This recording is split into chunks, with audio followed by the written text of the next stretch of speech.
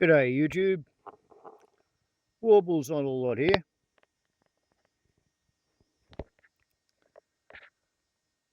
Look at that, blue sky day.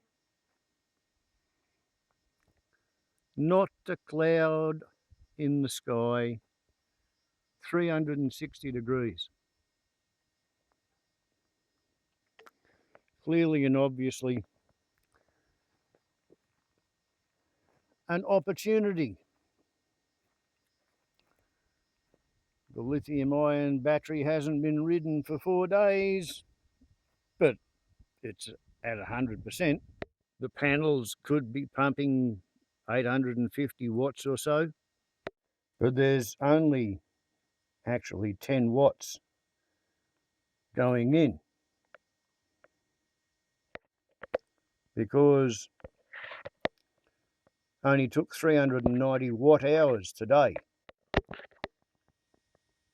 And you can only put as much current into the batteries as there's room for.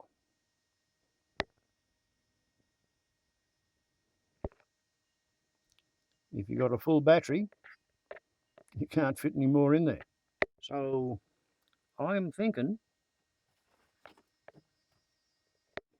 I should probably leave Clip here in charge.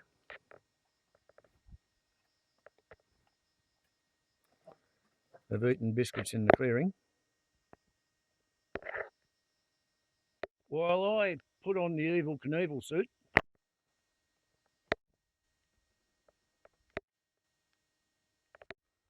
and I'll put on the high grade homemade chest camera mount, and I suppose we'll see what I can think of to say to the family dog on my grandfather's walking stick handle and my father's walking stick shaft regarding the state of play here now today.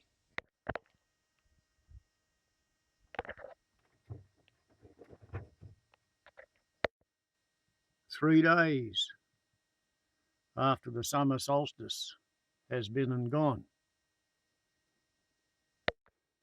Seems like a good idea, as good as any. Is that not so?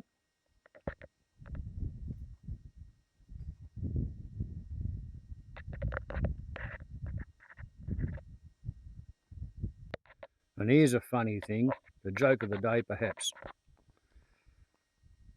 We have an electric motorcycle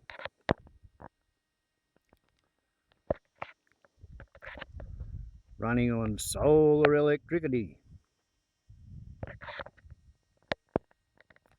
And not only but also we have a folding solar panel to recharge the solar radio, because the solar radio takes 5.5 hours, sorry, 5.5 days to recharge after 1 day of use. And for Christmas, Daddy got a folding solar panel, meaning that now I'm running 5 different, separate, individual, parallel solar systems. 6, if you count the one I run for my daughter, and 9, if we think of system solar hybrid cars. Suppose I better get on with the day, while the swamp wallaby gets on with doing swamp wallaby things. Oopsie, I lied. I left me run a little bit late. There are in fact some clouds in the sky, even a contrail or 3. Okay, 100% battery, trip meter showing nothing.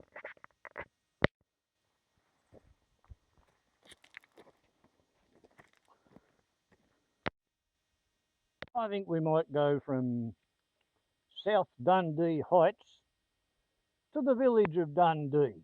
and back. Okay, and now should be recording, and ideally pointing in the right direction.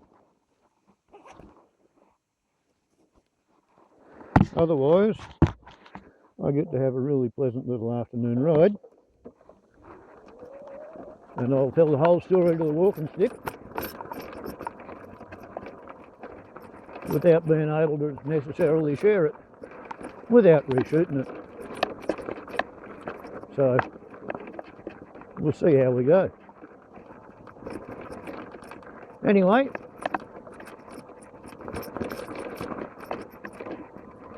if anybody had told me a year ago that by now the Americans would have elected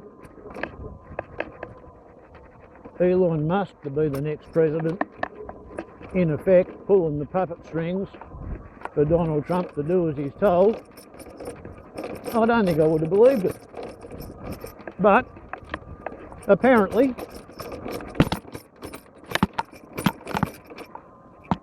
according to all accounts, that is what's happening.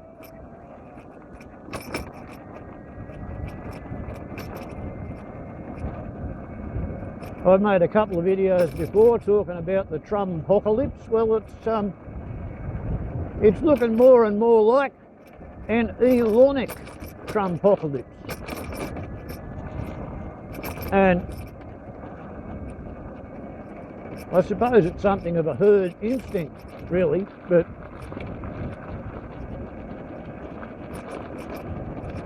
there's an awful lot of scientific work being done by neurologists, neuropsychologists, sociologists, political theorists to establish the fact that apparently people who lean towards what they call the conservative or the authoritarian or the right-wing or the capitalist side of politics, perhaps even the fascist side of politics, all of those people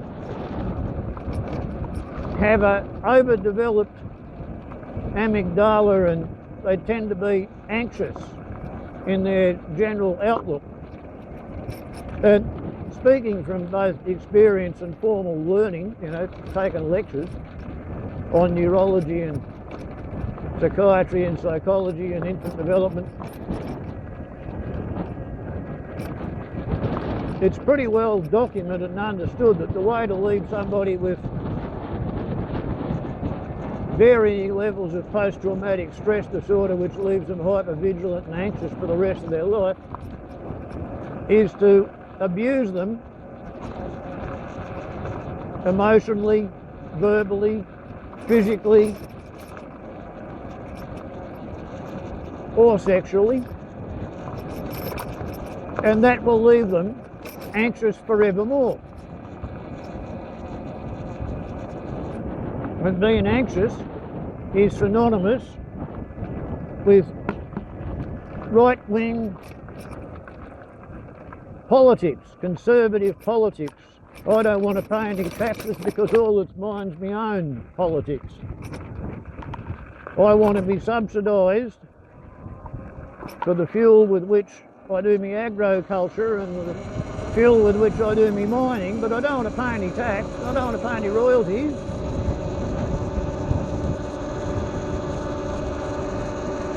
Those sort of people, apparently, they get to be conservative like that. The most widely understood predisposing mechanism to turn a newborn baby into an anxious conservative, fearful of what might happen,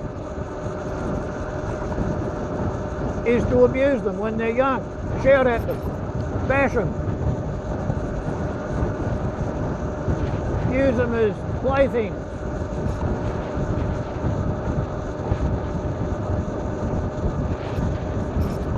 And we behold a situation in where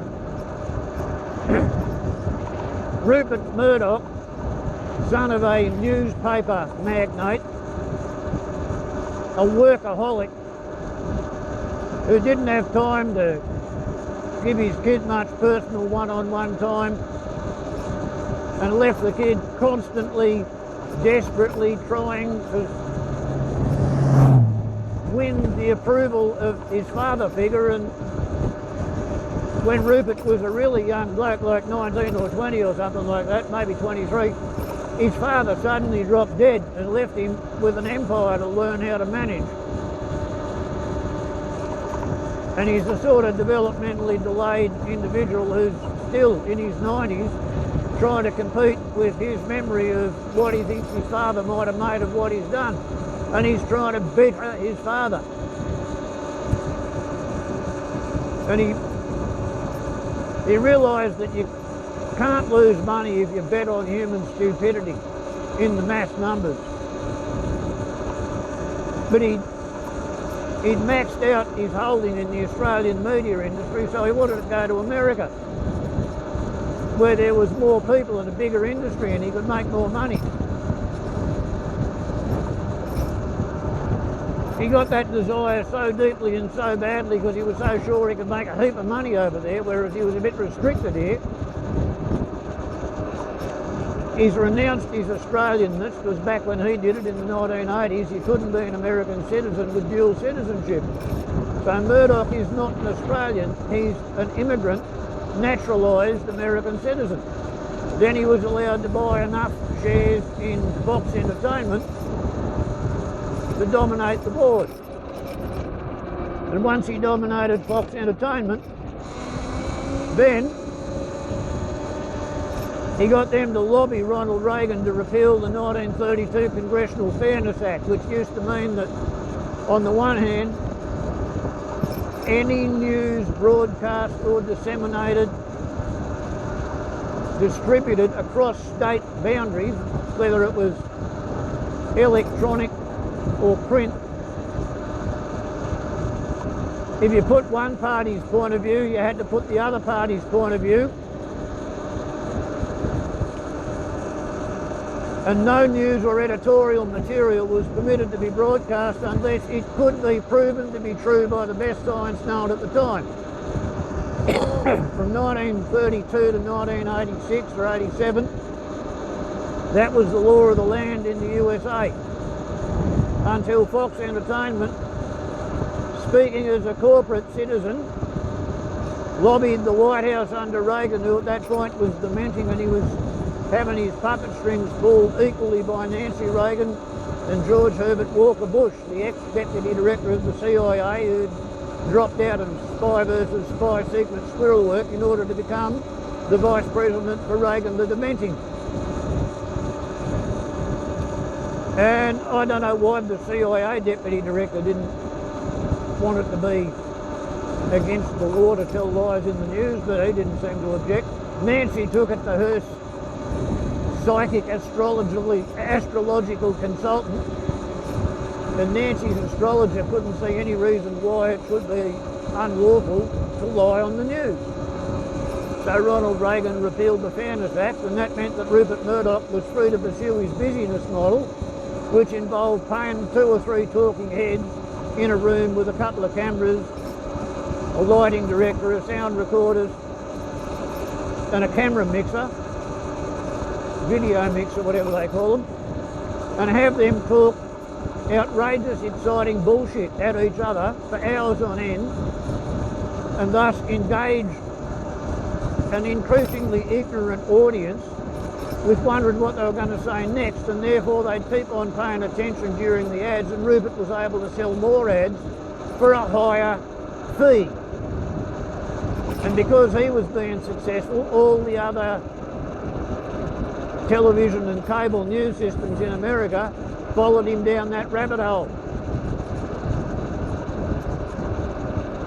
So from about the time I stopped working as a nurse, haven't hurt me back lifting one fat old lady too many, Rupert Murdoch has been making vast profits out of pouring exciting, outrageous bullshit into the ears and eyes of the middle classes of America. And mind you, over in America, they only ever get educated according to the resources of their local public school, unless their parents can afford to send them to an expensive private school. And the local public schools are entirely funded by the local councils out of town rates. So if you grow up in a poor area where nobody's got any money, the school's pretty bloody bare. Well, then we add Elon of the Musk version into this mix. Rupert Murdoch, having made his business model run on exciting, outrageous bullshit, he decided it was going to be really, really good business to promote Trumpism. It was what his selected audience liked to hear. Everything Trump said, Trump is a poor man's vision of a rich man. He's an idiot, idealised, imagined vision of a genius. He's a bankrupt vision of a businessman. He's been bankrupt 5 times. And he started out with a fortune. But people wanted to buy ads in programs that said Trump was a great bloke and he was going to fix America. So Trump got elected president. And while he was president, Elon Musk, who was busily taking, I don't know whether it's $3,000 or $6,000 worth of government subsidies for building emissions-free cars every time he sells a Tesla onto the American market, which, as I've discovered, is something of a bloody joke to call a Tesla an emissions-free car, because unless it runs off solar panels like the ones that I showed you are responsible for charging the battery here, and we've just done 8 kilometres on 5% of the battery at 49 kilometres an hour average speed. If you're charging a Tesla on the Australian grid at twice this speed, it's going to use 6 kilowatts, sorry, it'll go 6 kilometres for 1 kilowatt hour. And to do 100 kilometres at 100 kilometres an hour, or 62 miles at 62 miles an hour, it's going to use 16.6 kilowatt hours or 22.25 horsepower. And that 16.6 kilowatts or kilowatt hours, each one of them is going to make 641. I've got the figure wrong on the previous video, I quoted that. 641 grams of carbon per kilowatt hour. But a kilowatt hour coming out of the power station going into the grid is not a kilowatt hour going into the battery of your electric vehicle. If you've got a really good charger, you might get 90% efficient connection between the 240 volt power supply, or 430, whatever it is, running through the fast chargers. But yeah, the EV's charger is going to be about 90% efficient if it's a really good one. The charger that works with this bike, it's 90% efficient. Because I'm getting my 240 volt power out of a battery via an inverter, the inverter's 85% efficient. So 25% of the power coming out of the battery trying to get into the EV battery, in my case, disappears in waste heat. Such is life. At least I'm not having to catch and feed and brush and water and harness a horse, which would not do half the speed that I'm doing this at. Everything's relative. But anyway, Elon Musk allegedly clean green Teslas, they have the same atmospheric carbon footprint as a four-wheel drive sports utility vehicle of about the same weight. The Cybertrucks that he just released, apparently to humiliate himself with what horrible taste and lousy design he's capable of manufacturing, and his camera-based self-driving systems which don't. Between those two factors, apparently Tesla is deeply, deeply, deeply in the red ink on the balance sheet, and there are people who are saying it was due to Tesla's imminent bankruptcy that Elon Musk decided to buy himself a controlling share in the US presidency. 23 different US government departments were investigating or suing companies owned by Elon Musk. And now he's paid enough to Trump's campaign and done enough to get Trump elected that they've made him head of a non-existent alleged, quote, Department of Government Efficiency. There's already a Department of Government Accountability which does all that, but anyway, Elon's got a title and no authority to do anything except make recommendations to Trumpy. And on that basis, he's been unwinding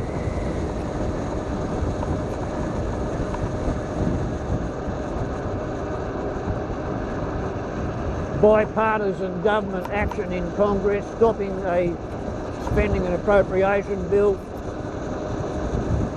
basically acting as if it's him that's going to be elected for president, to the point where the extreme right-wing magatards in the US are suggesting that, wow, well, why don't we just have Trumpy?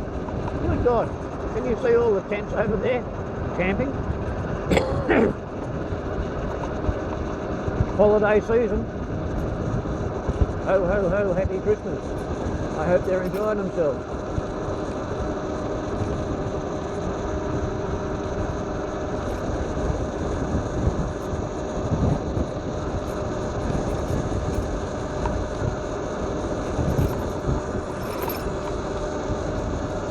So, Trumpy got the Republicans to kill one 417-page bill, and he didn't have enough control over them to stop them from passing a different 67-page appropriation bill. But one of the effects which the Republicans were apparently proud to have achieved was to have cut a $97 million research program into children's cancer research. Trump and Vivek Swamy or Bami Swamy, whatever his name is, they're currently attempting to cut $2.5 billion out of a $1.7 billion discretionary spending budget. And that means they're going to, per force, cut into the mandatory government spending budget, which means Medicare, Social Security, and veterans' benefits and pensions. Meanwhile, everybody who's been appointed the head of a government department seems to be particularly selected for their hatred of that government department, and they're being put in there in the expectation that they're going to maladministrate the department that they're in charge of, to the point where it becomes utterly dysfunctional, and then everybody decides it'd be better off if it was shut down, privatised, and farmed out to, a bit of a fire there, farmed out to somebody who's made a large contribution to Trumpy's personal wealth fund, I mean campaign donation fund.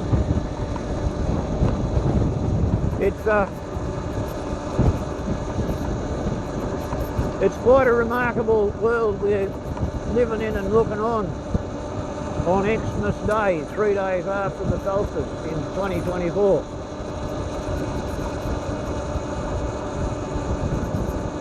It's still popular among large segments of the population to pretend 14 kilometres for 12% of the battery used. Just by the by. People are trying to pretend that anthropogenic global warming is not a real thing.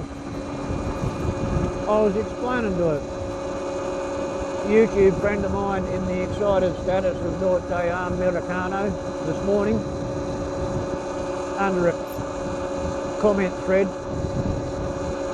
below one of his videos. Before 1750,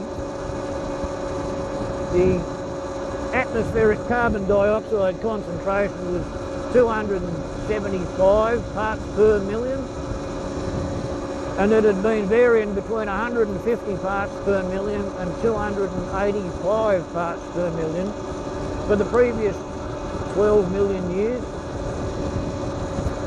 And carbon dioxide is a greenhouse gas, so if you get a bottle of air, bottle of oxygen, bottle of nitrogen, bottle of carbon dioxide, bottle of carbon monoxide,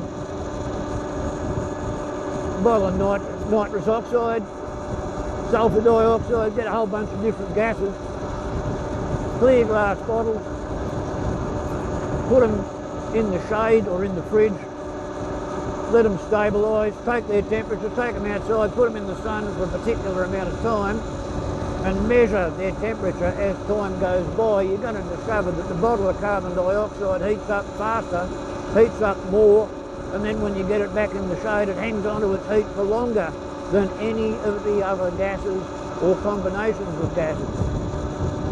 Carbon dioxide as a gas mixed in the atmosphere is just like being in a greenhouse, hence the saying greenhouse gas. In the first half of the 1800s, they figured that one out. By the 1880s, they'd figured out that the carbon dioxide being released by burning coal to drive the Industrial Revolution, that was already changing the average temperature of the atmosphere. Temperatures were going up.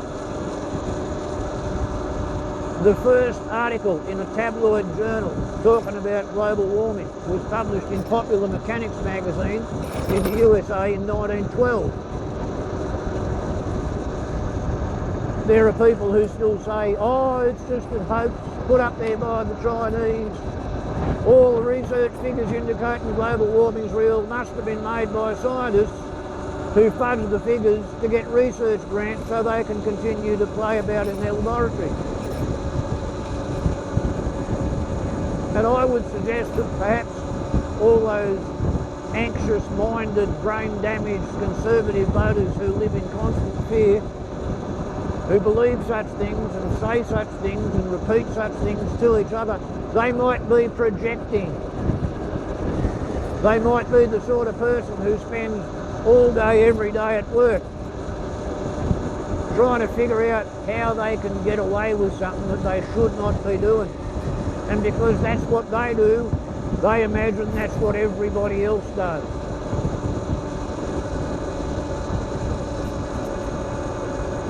None of them have ever paid much attention to what the people who did well in school and got straight A's and went on to study at university, what they think, how they think, what motivates them.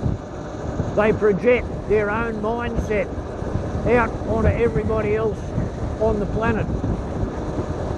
And in so doing, they do a great disservice to everybody else in their own estimation and to themselves. Because once you assume everybody else is just like you are, you're feeding yourself on bullshit.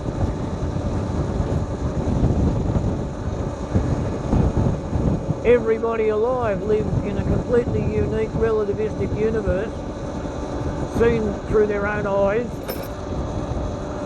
heard through their own ears, felt through their touch receptors, smelt through their cribriform palate and their nasal lobe. And it's all lit by the light of their previous experience and learnings and observations and what people have taught them, particularly when they're young. So you get Elon Musk thinking that what matters is being super rich on other people's money. He was raised by an emerald mine owner in white South Africa. He was a teenager in South Africa at a time when conscription was a thing, and the apartheid regime conscripted young Elon, trained him up as a lieutenant, sent him out into the boonies with a platoon, fighting against guerrillas in a war against black Africans and calling them communists because they wanted to live in a democracy. Elon and his parents were trapped in White South Africa by Pit Botha's regime, which continued the long-standing tradition that no South African citizens or anybody else was permitted to take any capital out of South Africa, because they needed all of the money and wealth in South Africa to continue their war against the natives. People who wanted to live in a one-person, one-vote system. Well, the apartheid regime folded up and disappeared. Nelson Mandela was let out of jail. The first speech as president, he said to all the rich white South Africans who did not want to participate in a free and democratic South Africa, he said, take your money and go away. Don't live here and be miserable under sufferance. Get the hell out. They looked around the world and most of them settled out in Australia, because nowhere else in the world was it going to be possible for them to be rude and obnoxious to black people the way you can in Australia if you're a white person. It wasn't until they got here and run out of money on the west coast of Australia and fetched up into the suburbs of Perth, that's when they discovered they're not allowed to carry handguns in their back pockets. So probably 80% of the migrants to Australia from White South Africa who come here on a business migration visa set up by John Howard in the 1990s, wherein at anybody who could prove they had more than $1 million US in the bank account was automatically granted a visa in Australia. Johnny wanted to import a new ruling class to vote for the Liberal Party and the National Party, and to a certain degree he succeeded. But they got to Australia and found they can't carry handguns, so they now live in razor wire fenced, guarded, gated ghettos. A couple of them dotted around the outskirts of Perth. I suppose they know who they are, they know what they've done, they know who might be looking for them, so they live in bloody endless fear. But not Elon. He went to the excited status of Norte Americano, and when he got there, he was an illegal immigrant in the sense that he was on a visitor's visa, he didn't have a work permit, and he started a fucking company and started working and earning money. So he is literally the illegal immigrant taking jobs away from the Americans, of whom the Republicans are so desperately afraid. And he's spent $270 million, they reckon, to get Trumpy elected. That's not counting the $470 million or $420 million that he paid to Twitter, and he's basically ruined it as a business.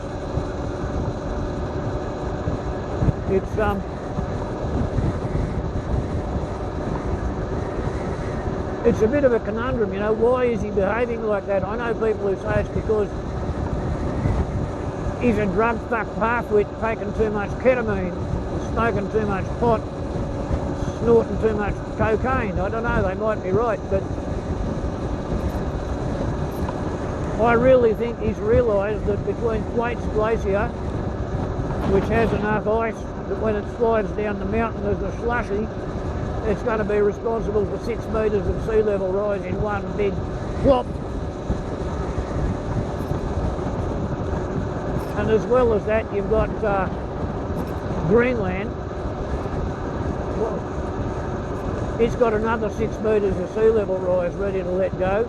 Both of those large masses of ice are only being held there by the floating sheets of sea ice, which are sort of acting as plugs at the mouth of the glacier to stop them from rushing out to sea The theory is that whichever one lets go first, the resulting 6 metre level, sea level rise will break the ice sheet off the other ice cap, freeing it up to flow full speed ahead down the glacier into the ocean. I reckon somebody explained Thwaites Glacier in Greenland to Trumpy, and his priority at this point, unless I miss my guess,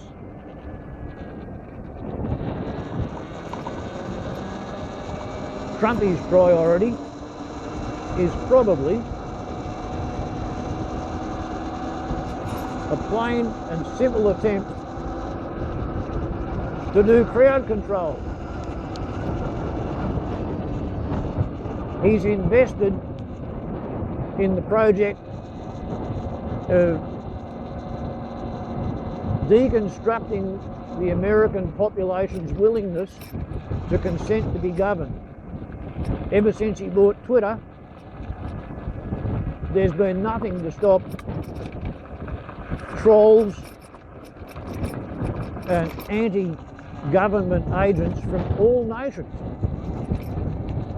from propagating wildly outrageous conspiracy theories, all of which seem to be designed to make people give up on the idea that government does anything good ever. And it's been very, very highly successful at propagating. I've been amazed. All sorts of people are suggesting that all bureaucrats and all politicians are purely engaged in a self-enrichment process. And I don't think that's actually fair. Once again, it's a case of projection. The people who live at the most viciously anxious end of the economy imagine that everybody else is just like them.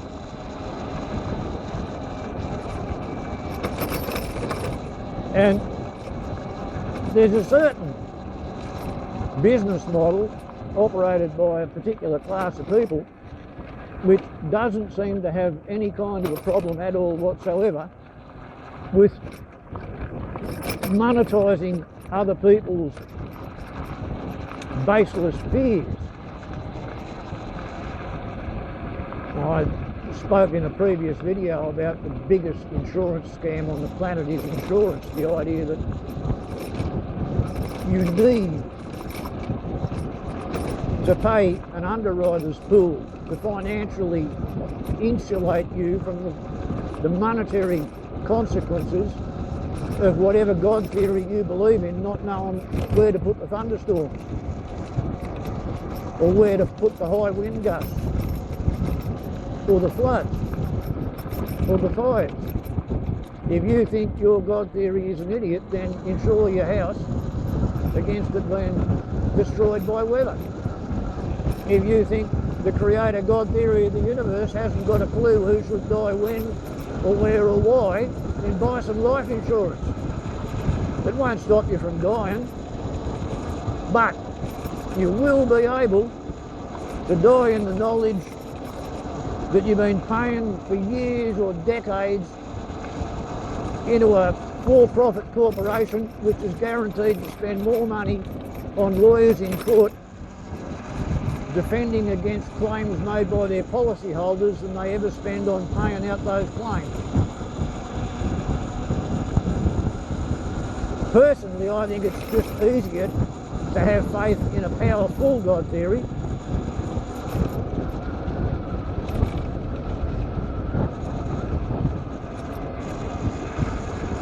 and live your life as carefully as you possibly can and try not to make any particularly obvious mistakes and try not to be the sort of person with whom the rest of the universe wants to get even. You know, like, that's not difficult, is it?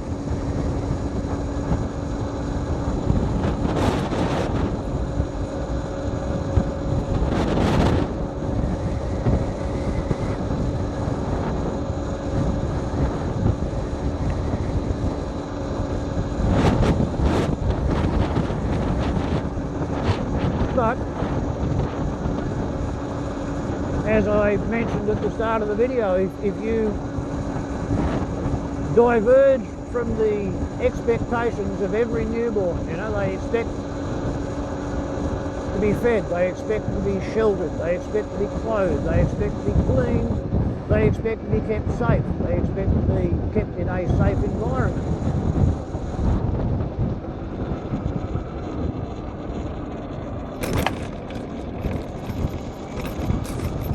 They expect a continuity of care. Most of them are pretty good at expecting there to be a mother and a father in the same household. They don't particularly do well when there's a constant changing of partners. But if you just randomly yell at your kids and neglect them and leave them so that they're fearful growing up, they never stop being fearful.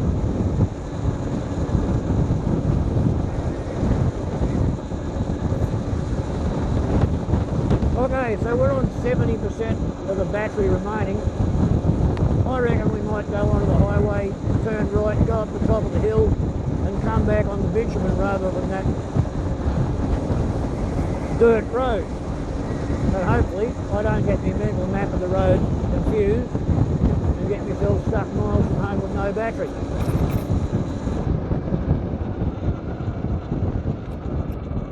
Anyway, this is Dundee, the thriving village of Dundee.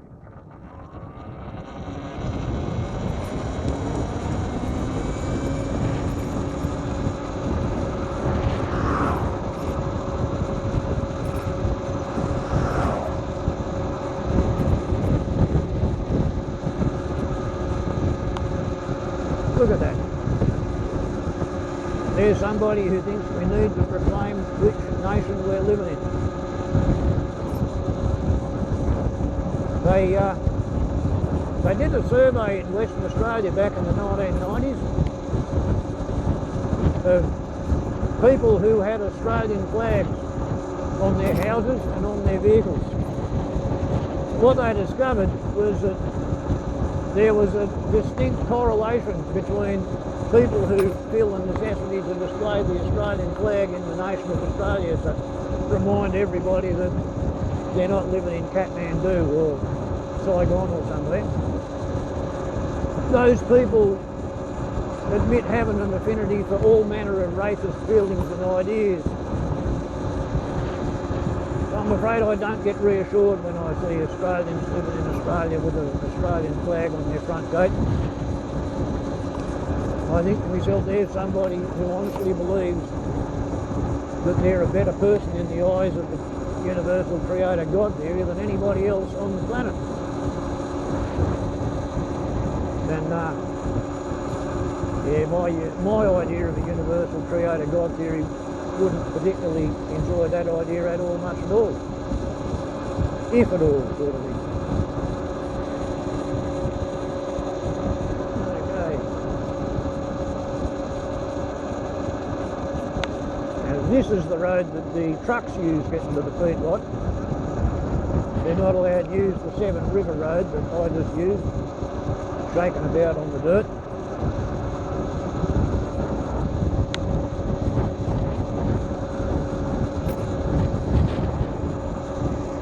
Yeah, Elon of the Musk tribe, he's run away from South Africa during the Great Diaspora. He's gone over to America. He's had an enormous amount of success at gaining access to credit. And he's spent a lot of money. I don't know how much he actually owes compared to how much he owns, and I know a whole lot of it's at market value, and there's all manner of creative accounting goes into being a big businessman, and there is a huge amount of stress involved in it. And according to one of his wives, because he's got about 11 bloody kids, back when he was thinking he was going to go bankrupt, when Tesla was not living up to his expectations, he started vomiting from anxiety and then screaming and shouting and yelling and literally channeling his father and saying all the sort of things that his father used to say to him when his old man was a screaming, howling demon, stressed out by the worries of running an emerald mine. Dear oh dear, somebody's ringing my telephone. They're just going to have to keep ringing it, because by the time I even stop the bike, the call will have rung out. It's probably one of my kids wanting to say Happy Christmas to me. Well, Merry Christmas, kid. Daddy's on the motorbike.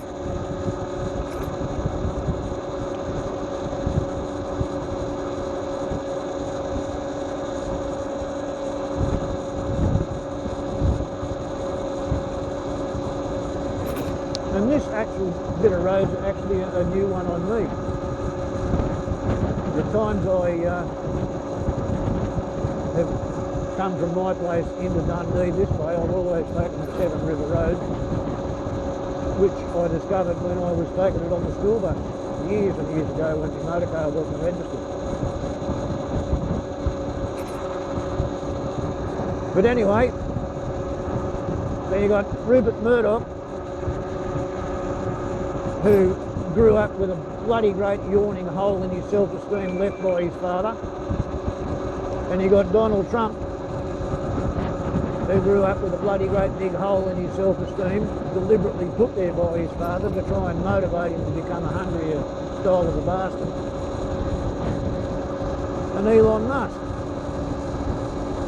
with a bloody great big yawning hole in his self-esteem, which he hopes to try and plug with money and power.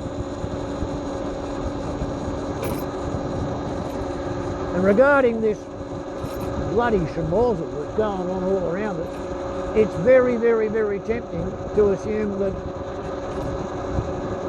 it's all consciously orchestrated and they're all working in a giant organised conspiracy.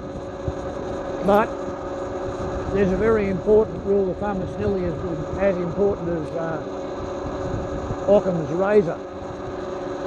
Anytime you can blame something on incompetence rather than deliberate conscious malfeasance, it's probably incompetence or ignorance or recklessness or carelessness. So it's, in my mind, I don't think any of them actually knows what they're doing. They're all doing whatever they feel is right, acting according to their own rights, in view of their own experiences and learnings and what they've been taught in their infancy and in their youth. And apparently nobody ever taught them to behave any better, so they think what they're doing is normal. They don't think there's anything wrong with how they behave.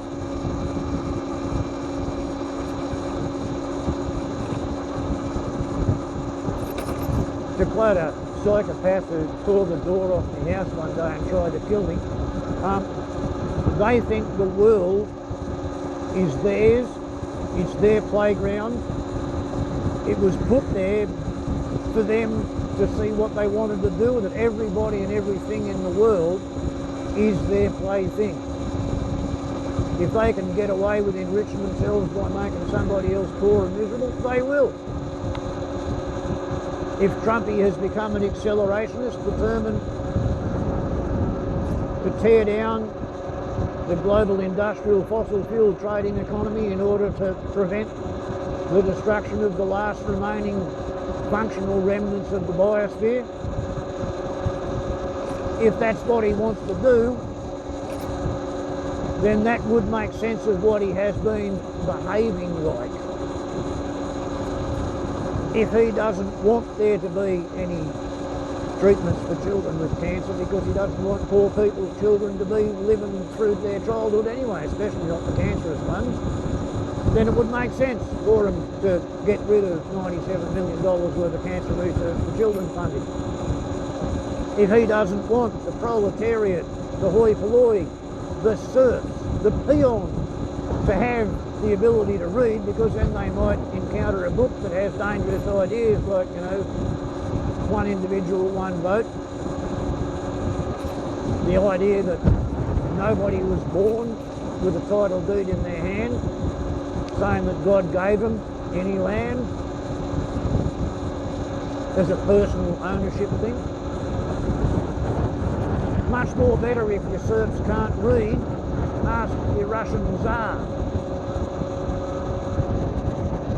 So Trumpy's appointed Elon to get rid of the Department of Education, shut down pensions. Yeah, there's a whole bunch of people who work all their life paying into the pension fund, but if they were to get their pensions, that would mean that everybody who earns more than $167,000 would have to be taxed on all, Social Security taxed on all of their income. Apparently in America, it's only the first $167,000 worth of their income that gets taxed for Social Security, goes into the Social Security fund. If they just said everybody who earns an income is taxed at the same rate for Social Security, they wouldn't have a shortfall in their Social Security fund. But doing it that way doesn't suit the billionaires, doesn't suit the 1% of their society that owns, I don't know, 60% of all the bloody land. Maybe it's more than that. There are people debating whether the US is an oligarchy or a plutocracy or a kakistocracy. An oligarchy is ruled by a small group of elites who make all the decisions. A plutocracy is ruled by the rich who make all the decisions. A kleptocracy is a government in which everybody is working to misappropriate as much national revenue for themselves as possible. And a kakistocracy is a government in which all of the shit floats to the top like turds at a settling pond at the local sewage plant. And right at the moment, the excited status of Norte Americano is apparently approaching a transition, if Trump is inaugurated, into some sort of ambiguous melding mishmash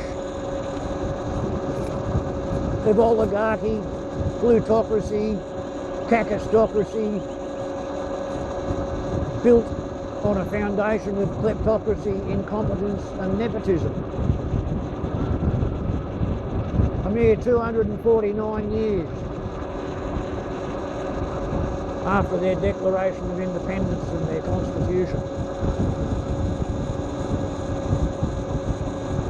And apparently, among historians, 250 years is about the term limit of any dynasty or empire.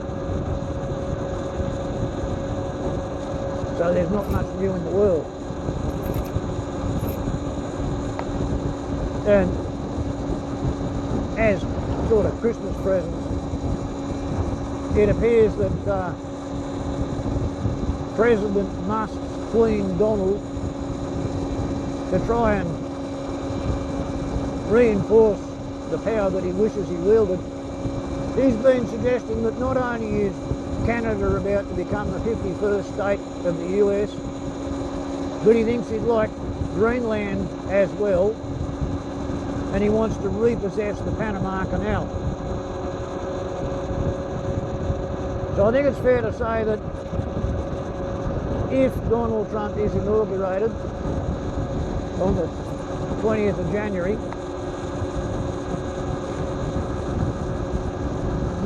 the USA is going to become a full-blown rogue nation state. I think Australia should be pulling out of AUKUS, Australia should be pulling out of ANZUS. If that clown is given the keys to the White House and put in charge, I think we should back out. I think we might need to back out anyway, because I personally do not see the Joint Chiefs of Staff sitting still while he's inaugurated. I think, seeing as Colorado has adjudicated Trump to be an insurrectionist, I think the Joint Chiefs of Staff will order the Pentagon to prevent the inauguration of an insurrectionist. because the Constitution's 14th Amendment says Donald Trump cannot be president. And if that means America has a coup and goes down into a civil war, I think the people who run the Pentagon are probably going to make a sincere and well-meant promise to hold an election as soon as they quell the state of emergencies that they will have just started. And that's what I think is probably going to unfold in a being. Absolutely nothing to base that on apart from my consumption of the sort of available mass media that comes at me over the radio and through the news feed on YouTube. Looking pretty bloody dry in the paddocks around here. Tomorrow's apparently going to be a big bad horrible breakout day in Victoria around the Grampians. Yesterday I think they had 40,000 hectares on fire, and they're looking at a catastrophic weather day tomorrow, so large areas are being told to evacuate for the 50th anniversary of the cyclone that wiped out Darwin when I was 13.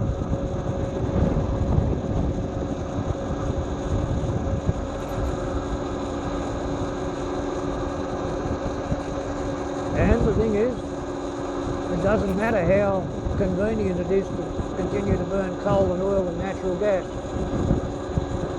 That shit turns into carbon dioxide. Every cube of carbon dioxide takes 25 years to finish achieving 95% of the atmospheric warming that it's going to accomplish. And right now,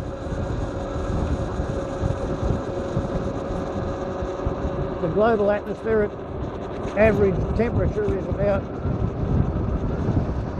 14.5 degrees. It was 13.1 when I was born. That's 11.4% more heat energy goes into the planet via solar radiation.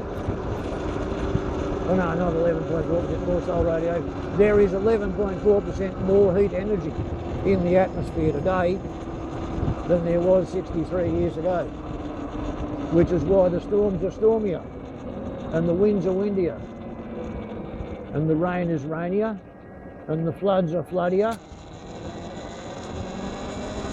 and the hail is hailier. Everything is bigger, better, nastier, more destructive. It's getting pretty near impossible for anybody to purchase crop insurance. Like, no insurance company wants to take their money because they know there's going to be a drought, a heat wave, a fire, a storm, a flood, something, a plague, a pestilence. Something is going to make a mess of that crop, and if you lend them the money or you insure the crop for them, you're going to have to pay out when they don't harvest it. If you can't insure a loan, then you can't borrow the money to buy the seed and buy the diesel to put the seed into the ground, so you just don't buy that crop. So there's more and more people who are saving themselves the risk of getting further into debt by just not sowing as big a crop, if any.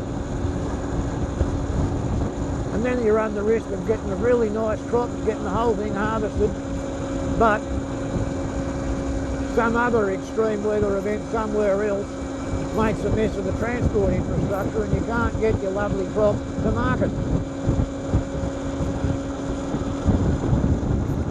So there's a bit of a supply and demand struggle going on with primary production. And it doesn't matter what you do in an office or driving a taxi or in the service industry, if agriculture fails to feed the planet, you really haven't got an economy. Your prices in the supermarket are going to continue to rise as supply continues to fail to meet demand.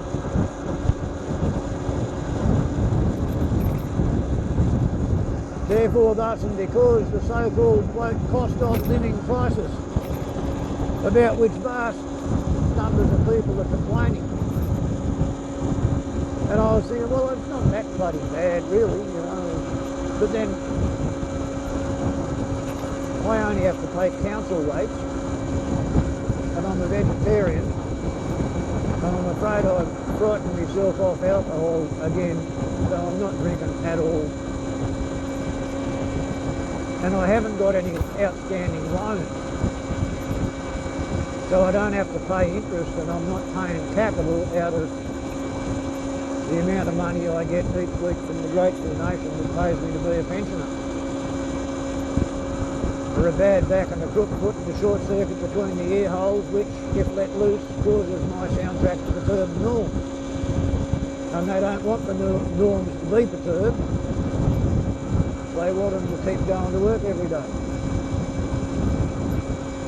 To earn the pay, to pay the tax, and be able to afford to buy the food, to be strong enough to get up in the morning and to go and earn the money, to pay the tax, buy the food, to be strong enough to go and do it again the next day. Because there have been people who were in possession of accrued capital, the produced means of production,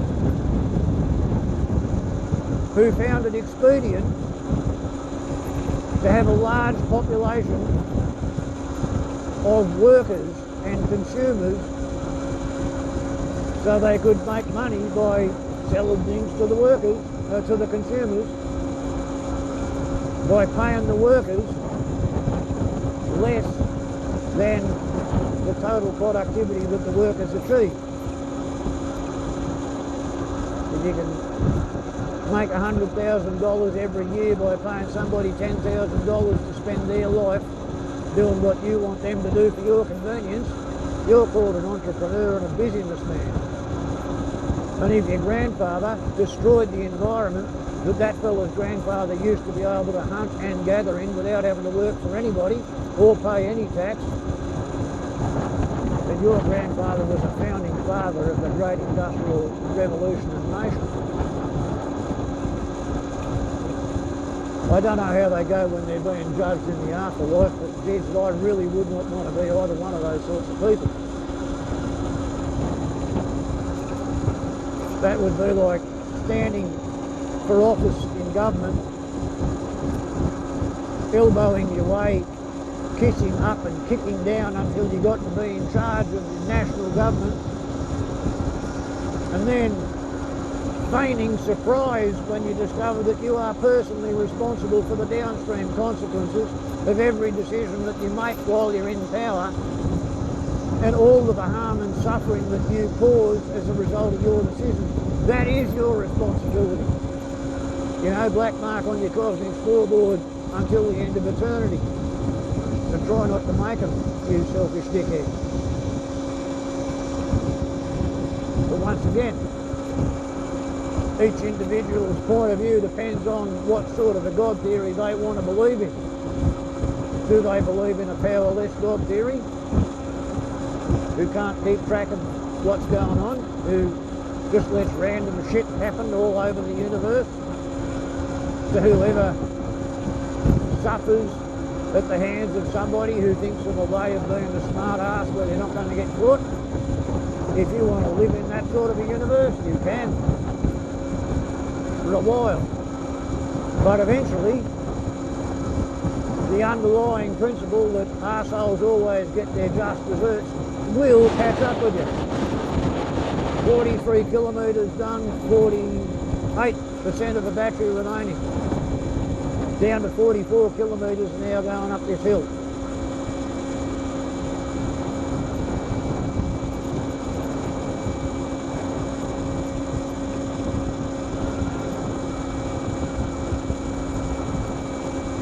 The bit that really pisses me off is that I can remember when there were 3 billion people. When I started school, there were 3.1 billion people. When I left high school, there were 3.4 billion people.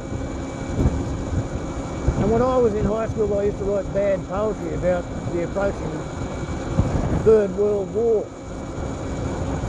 I fully expected to have to worry about radiation in the old age if I was to survive. Well, yeah, funny thing to worry about as a teenager, because I had 7 lethal doses between my nose and my nipples 2.5 years ago, and if I hadn't had that much radiation, I wouldn't be bloody here on the electric motorbike. I would have been pushing up daisies for at least 2 years. I knew all that shit about carbon dioxide and global warming in high school, so I didn't think I'd have to worry about it, because I thought the mutually assured destruction doctrine was going to clean the crops of all of the people who were paying to extract and purchase and burn all the carbon. I thought the big problem was going to be living in what was going to be left of the environment. Well, it turns out there's going to be 3 parts of 2 tenths of 1/32 bittersweet fuck all left of the environment.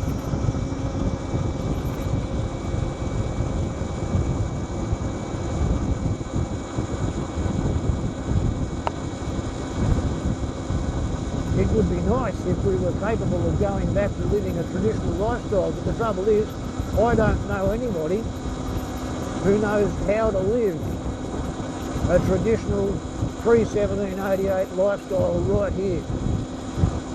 There's a lot of people got a few snippets, bits and pieces, oral history. There's a few people got a few skills, there's a few people know a bit about some artefacts. The biggest problem is that the necessary ecology to live a traditional lifestyle here, it hasn't been here for 150 bloody years. When I showed up, I was 150 years after the first sheep on the land that I pay rates on. And I showed up 34 years ago. And in the first 30, 40 years of European agriculture applied by the colonists from Europe, England mainly, Britain certainly, they just did everything they could to get rid of the environment. It was seen as pestilential, something to be exterminated.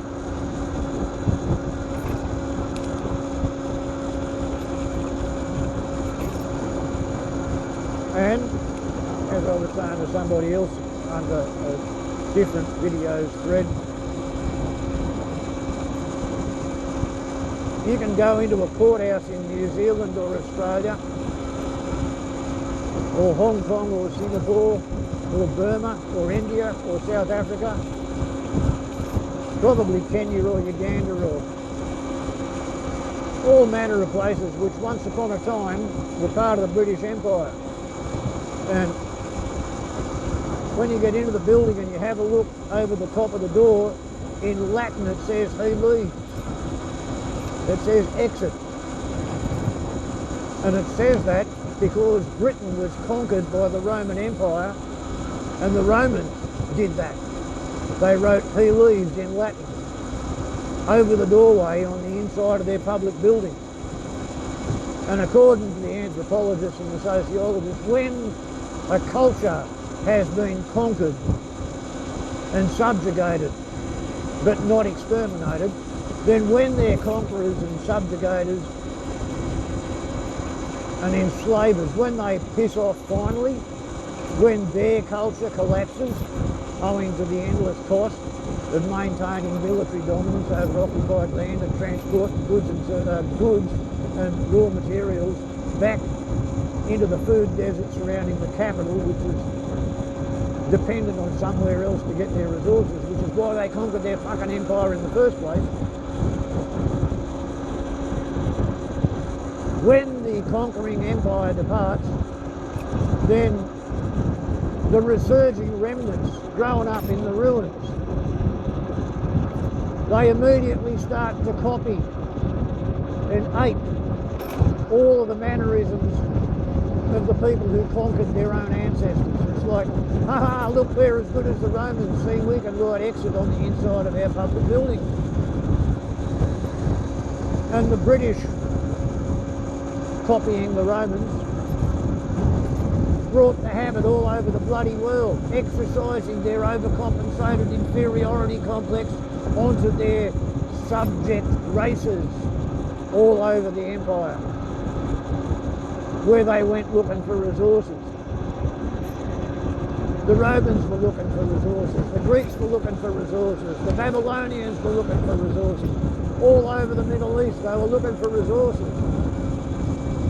because all the cities in the Middle East and Europe were founded by the diaspora that ran away from Göbekli Tepe 11,500 years ago.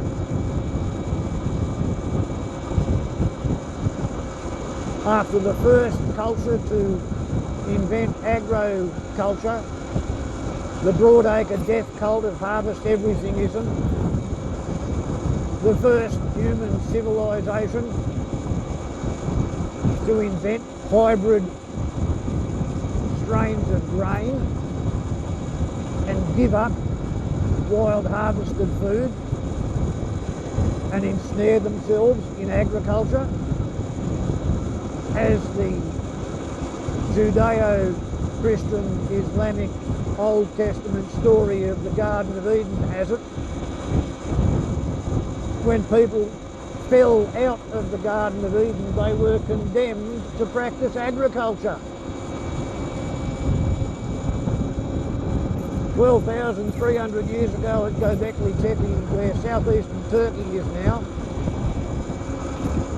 a midden started to be building up. For the first 30 years, all the seeds in the midden were wild harvested. Then the first hybrid seed appeared. One of its parents comes from 500 kilometres to the west, another parent comes from 250 kilometres to the east. 300 years after that first hybrid grain, all the grains in the midden were hybrid strains. 400 years after that, Göbekli Tepe had been abandoned twice and it was covered over with sand.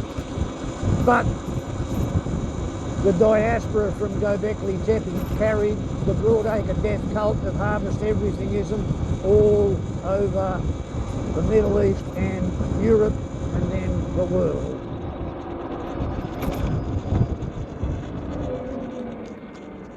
When Captain Cook showed up in Australia, that was a redneck wallaby, by the way.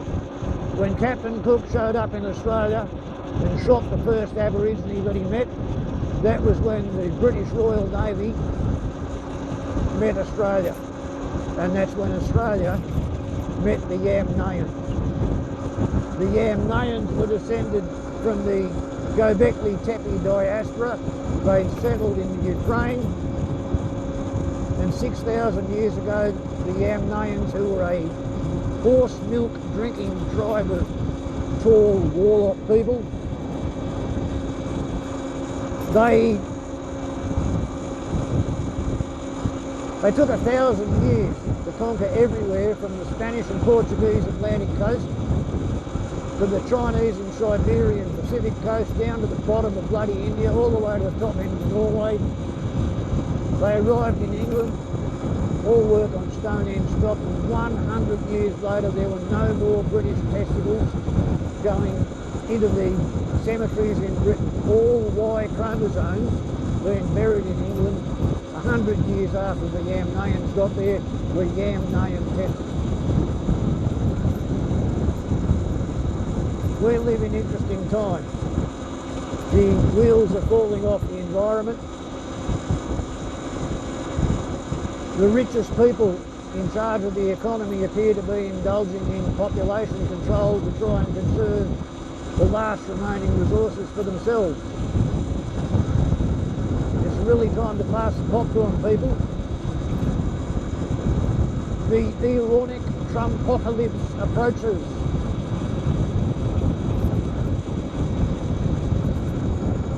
And there's not a lot that you or I can do about it except pull your fucking head in. The problem is, the tragedy of it is, all 8 billion of the bastards, they could, if they want to, wake up tomorrow morning and spontaneously decide to give up competing with each other to see who can make the most profit out of trashing the environment faster, and instead reduce their own personal consumption of resources and energy as much as possible and cooperate in attempting to heal and rebuild every damaged ecology in the biosphere. And there's no reason why all 8 billion of them don't want to do it, except the fact that they haven't got the guts. They're too afraid.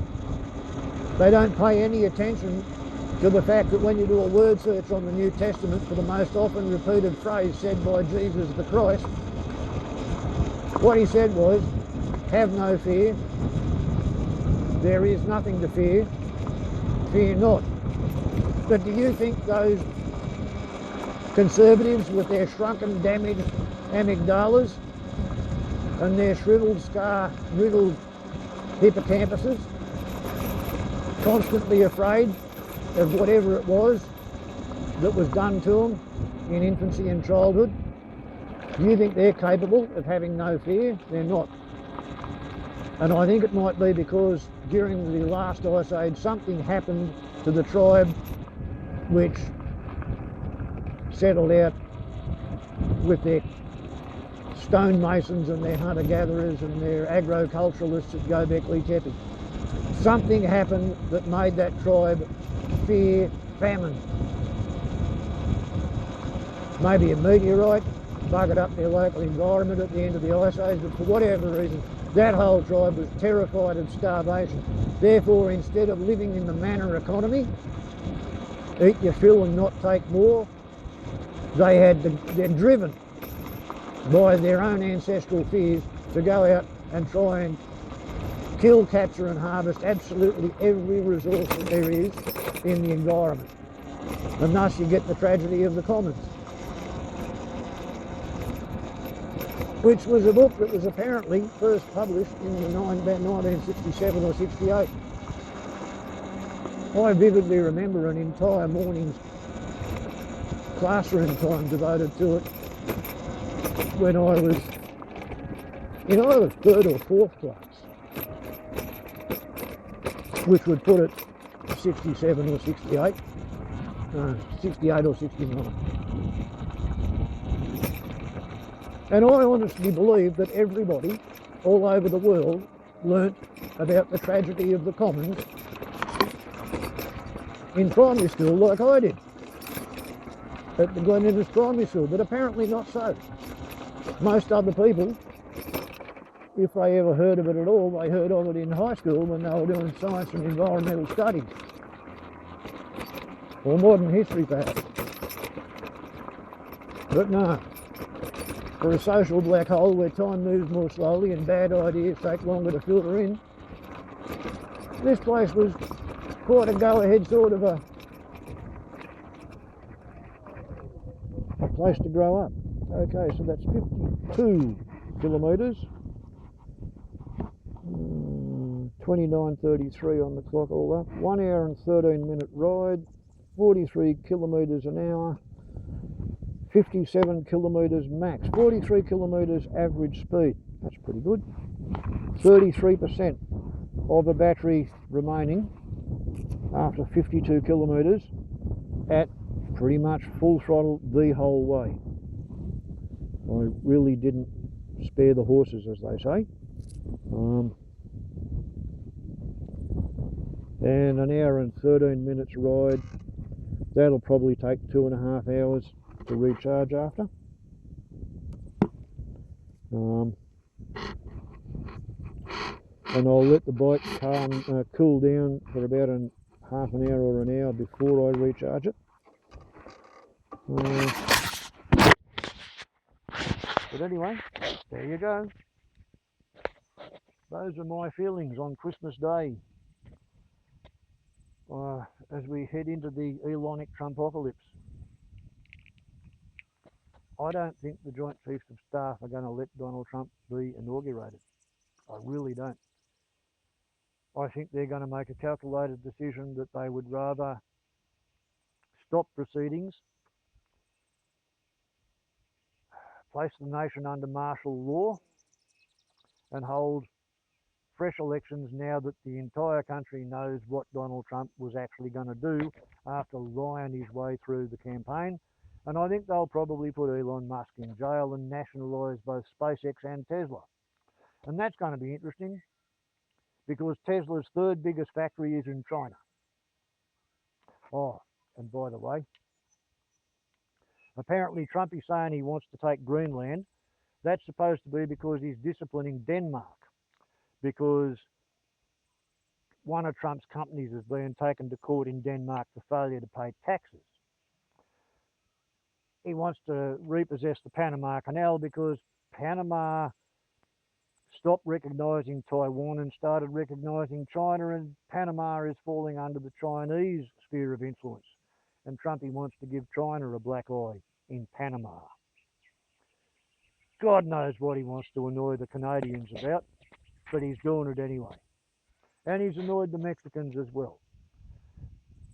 Basically, apparently, Trumpy wants to become king of an expanding empire. And to all my US subscribers, keep your pretty head low. Don't be a hero.